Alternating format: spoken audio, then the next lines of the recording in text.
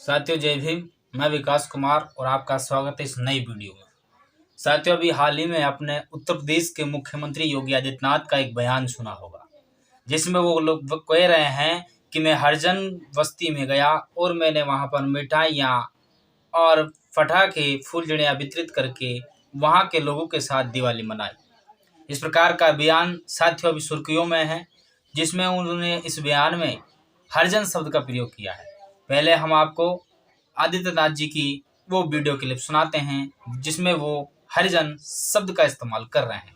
सुनिए ये क्लिप। मैं तो आज अयोध्या में था सुबह। अयोध्या में मैंने एक पूरी हरिजन बस्ती में मैं जाकर के मैंने वहां पर मिष्ठान का वितरण किया, दीप भी दिए, तेल भी दिया और उनको दीपावली की खुशियां भी उनके साथ मैंने वहां पर मिल बांट करके उन सबको बधाई भी दी है।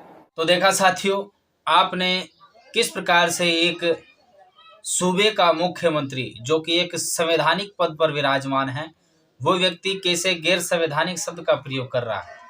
क्या साथियों, इन व्यक्तियों को जो एक देश के एक प्रतिष्ठित ओहदे पर बैठे हैं, वो इस प्रकार के शब्दों का यूज कर रहे हैं, क्या उनके लिए ये उचित है? मुख्यमंत्री पद एक संवैधानिक पद है और इस संवैधानिक पद का उनको लहजा रखते हुए जो अनुसूचित जाति के लोग हैं उनके लिए एक सही शब्द का इस्तेमाल करना चाहिए। उन्होंने हरिजन शब्द का जो इस्तेमाल किया है उससे काफी लोगों की भावनाएं आहत होती है। इस हरिजन शब्द पर सुप्रीम कोर्ट ने भी इस पर बैन लगा रखा है। ये जो शब्द हरिजन शब्द है साथियों, ये शब्द संवैधानिक शब्द नहीं है, गैर संवैधानिक शब्द है। लेकिन इस प्रकार से जो एक संवैधानिक पद पर बैठे व्यक्ति के लिए क्या इस प्रकार के शब्द शोभा देते हैं? लेकिन साथियों, जैसे ही ये शब्द हरिजन शब्द मुख्यमंत्री योगी आदित्यनाथ जी ने प्रयोग किया है, वैसे ही बहन जी ने इनको जवाब देने का काम किया है। अभी हाल ही में आपने हरियाणा में देखा होगा, हरियाणा में बहन जी के मंच पर कोई इनेलो का कोई पूर्व प्रदेश अध्यक्ष था, वो भी बार बार हरिजन शब्द का प्रयोग कर रहा था, तो बहन जी ने उसे वहीं लताड़ लगाई और बहन जी ने कहा कि अगर हम सब हरिजन की औलाद हैं तो क्या बाकी सब शैतान की औलाद है।